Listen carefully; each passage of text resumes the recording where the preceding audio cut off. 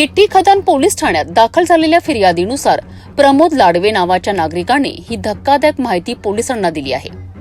लाडवे हे नागपूरच्या हजारी पहाड परिसरात राहत असून टीव्ही टॉवर जवळ Nagpur district equestrian association the horse riding academy नावाची एक घोडेस्वारी प्रशिक्षण संस्था चालवितात. त्यांच्या अकॅडमीत एकूण 17 घोडे असून त्यात 9 नर आणि 8 मादी घोड्यांचा समावेश आहे. या अकॅडमीत रुस्तम नावाचा सुरक्षा रक्षक काम करतो.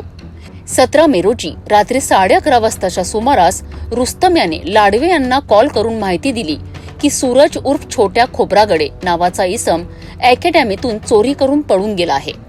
यानंतर लाडवे तातडीने घटनास्थळी गेलेत, मात्र आरोपी तेव्हा मिळून आला नाही.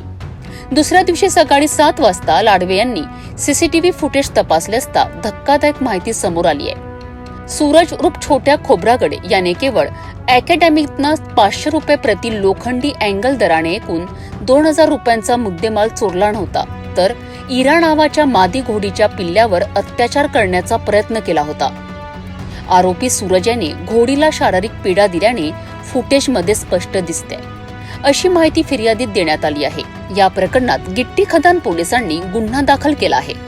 आरोपी सूरज उर्फ छोट्या खोब्रागडे वय अंदाजे 30 वर्ष, राहणार मानवता नगर, आकाश किराणा स्टोअर जवळ याचा पोलिसांकडनं कसून शोध सुरू आहे.